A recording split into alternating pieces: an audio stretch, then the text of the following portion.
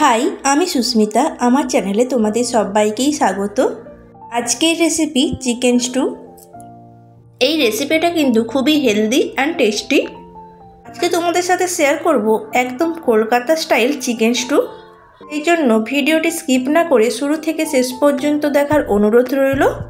আর যারা এখনও চ্যানেলটি সাবস্ক্রাইব করোনি তারা অবশ্যই গিয়ে চ্যানেলটি সাবস্ক্রাইব করে দাও। চিকেন স্টু বানানোর জন্য এখানে আমি অনেক রকম সবজি নিয়েছি। এখানে আমি গাজর কেটে নিয়েছি হচ্ছে ক্যাপসিকাম, আর নিয়েছি পেঁপে, নিয়েছি হচ্ছে বিনস, 3টে আমি টমেটোকে মিডিল থেকে কেটে নিয়েছি একটি আলু যেটা 4 খণ্ড হয়েছে, আর নিয়েছি 5টা কাঁচা লঙ্কা। এদিকে রয়েছে হচ্ছে কাঁচা লঙ্কা কুচি, এখানে রয়েছে রসুন কুচি, আর নিয়েছি একটা মিডিয়াম সাইজের পেঁয়াজ যেটা আমি কেটে নিয়েছি। এরপর আমি দেখো এখানে চিকেন নিয়েছি। এখানে আমি চিকেনটা ভালো করে ম্যারিনেট করে নেব। আর এখানে আমার কিন্তু সমস্ত রকমের চিকেনের পিস রয়েছে। চিকেন ম্যারিনেট করার জন্য প্রথমেই দেব সামান্য পরিমাণে গোলমরিচ গুঁড়ো, দেব একটা লেবুর অর্ধেক লেবু, এখানে আমি রসটা নিজড়ে নেব, আর দেব স্বাদ মতো লবণ। সমস্ত কিছু দেওয়ার পর আমি এটি ভালো করে মাখিয়ে নেব।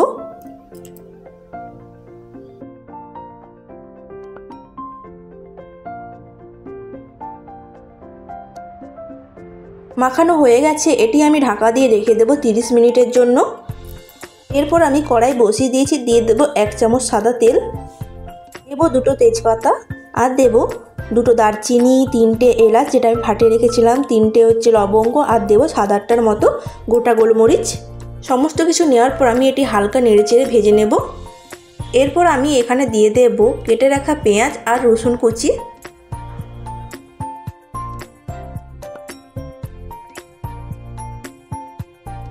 রসুন আর পেঁয়াজটা এখানে আমি হালকা ভাজা ভাজা করে নেব নেড়েচেড়ে। অবশ্যই কিন্তু এই সময় গ্যাসের ফ্লেমটা মিডিয়াম করে রাখবে।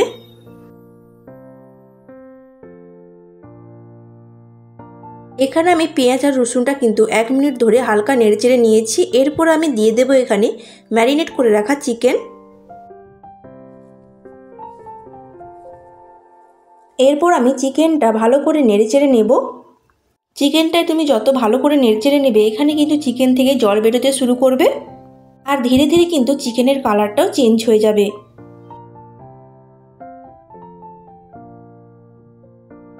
এখানে কিন্তু আমি চিকেনটা প্রায় 3 মিনিটের মতো নাড়াচাড়া করে নিচ্ছি, আর এখনই কিন্তু চিকেন থেকে জল বেরোতে শুরু করে দিয়েছে।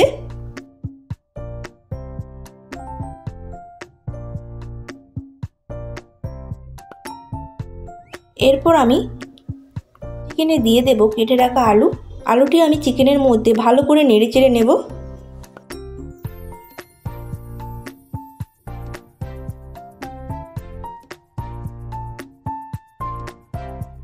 চিকেন আর আলুটি এখানে ভালো করে নাড়াচাড়া করে নেওয়ার পর এখানে আমি দেব সামান্য পরিমাণে হলুদ গুঁড়ো কালার হওয়ার জন্য, আর দেব স্বাদ মতো লবণ। সমস্ত কিছু দেওয়ার পর আবার আমি চিকেনের সাথে ভালো করে এটা মিশিয়ে নেব। ততক্ষণ নাড়তে থাকবো যতক্ষণ না চিকেন থেকে বেরিয়ে আসা জলটি শুকিয়ে যায়।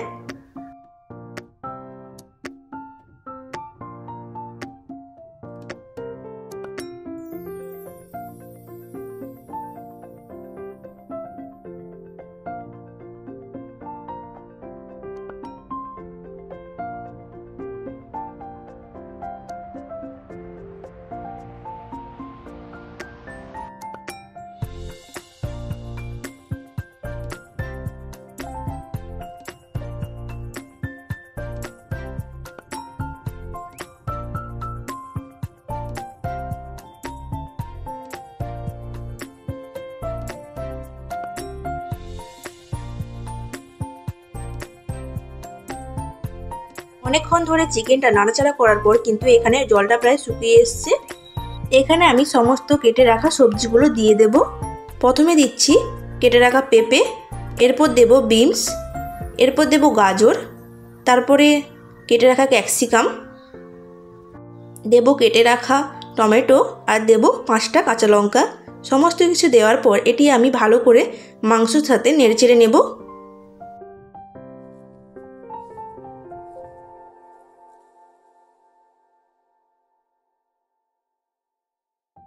এখানে কিন্তু চিকেনটার সঙ্গে সবজিগুলো ভালো করে একটু নেড়েচেড়ে নিতে হবে, যাতে সবজির যে কাঁচা গন্ধটা সেটা হালকা চলে যায়।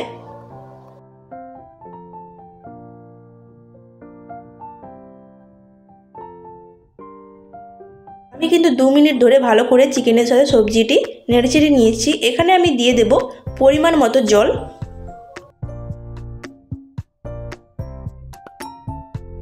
জল দেওয়ার পর হালকা নাড়াচাড়া করে নেব। আর তোমরা এখানে কিন্তু লবণটা অবশ্যই চেক করে নেবে। আমার এখানে হালকা কম হয়েছিল, সেই জন্য আমি সামান্য পরিমাণে লবণ অ্যাড করেছি। এরপর আমি ঢাকা দিয়ে রেখে দেব প্রায় 20 মিনিটের জন্য।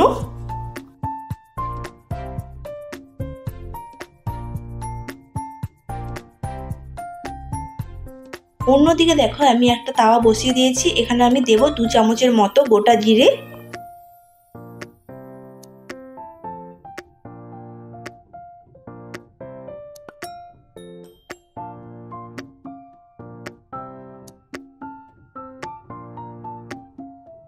আর দেব সামান্য পরিমাণে লবণ। লবণ আর জিরেটা আমি এখানে ভেজে নেব।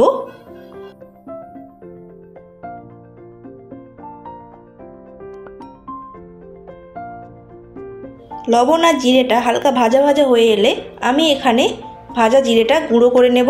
আর আমি কিন্তু এখানে খুব বেশি ভাজবো না, তাতে কি হয় জিরেটা পুড়ে যাওয়ার সম্ভাবনা থাকে এবং তিতকুড়ি লাগবে। অন্যদিকে দেখো আমার এখানে কিন্তু 20 মিনিট হয়ে গেছে। আমি ঢাকাটা খুলে নিচ্ছি। ঢাকাটা খোলার পর দেখো এখানে কিন্তু আমার সবজিটা খুব ভালো করে সেদ্ধ হয়ে গেছে আর চিকেনটাও একদম 100%-এর মতো কুক হয়ে গেছে। এখানে আমি দিয়ে দেব সামান্য পরিমাণে গোলমরিচ গুঁড়ো আর দেব কেটে রাখা ধনেপাতা কুচি আর কাঁচা লঙ্কা কুচি।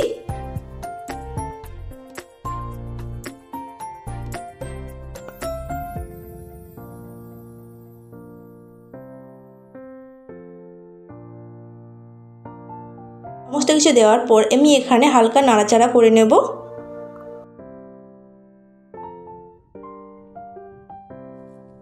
রান্নার শেষে আমি দিয়ে দেব ভাজা মশলাটি, যেটা আমি গুঁড়ো করে রেখেছিলাম।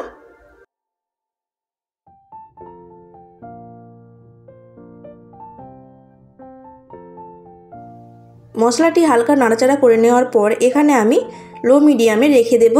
অন্যদিকে আমি একটি বাটি নিয়ে নিয়েছি আর ওখানে দেব 1/2 চামচের মতো অ্যারারুট আর দেব সামান্য পরিমাণে একটু জল। জল আর অ্যারারুট ভালো করে এখানে আমি গুলিয়ে নেব। আর এটা আমি দিয়ে দেব চিকেন স্টুর ওপর। এটা দেওয়ার পর নাড়াচাড়া করে 1 মিনিট ফুটিয়ে নিলেই আমাদের চিকেন স্টু একদম রেডি হয়ে যাবে। যারা ডায়েট করছো তাদের জন্য এই রেসিপিটা একদম পারফেক্ট, কারণ এখানে কিন্তু আমি খুব অল্প পরিমাণে তেল ব্যবহার করেছি। আমার কিন্তু এখানে চিকেন স্টু রেডি হয়ে গেছে। এরপর আমি এটি নামিয়ে নেব আর একটা পাত্রের মধ্যে আমি এটি সার্ভ করে নেব। একবার হলেও তোমরা এই রেসিপিটা ট্রাই করো, আশা করি ভালো লাগবে। তো আজকের রেসিপিটা তোমাদের কেমন লাগলো অবশ্যই কমেন্টে জানাতে ভুলবেন না। ভালো লাগলে লাইক, কমেন্ট, শেয়ার এবং সাবস্ক্রাইব করে দেবেন। আর পাশে থাকা বেল আইকনটি অবশ্যই প্রেস করে দিও, তবে আমার দেওয়া সমস্ত ভিডিও নোটিফিকেশন তোমাদের কাছে পৌঁছে যাবে। আমি এখানে একটা বাটির মধ্যে সার্ভ করে নিয়েছি। ওপর থেকে দিয়ে দেব 2 টুকরোর মতো বাটার। হেলদি টেস্টি রেসিপির জন্য আমার চ্যানেলটা তোমাদেরকে ভিজিট করতে হবে। আমি তোমাদেরকে একদম হোমমেড রেসিপি বানিয়ে দেখাবো। এর মতো এখানে দেখা হচ্ছে অন্য কোনো রেসিপি নিয়ে। সবাই ভালো থাকবেন, সুস্থ থাকবেন এবং সাবধানে থাকবেন। Thanks for watching guys, by.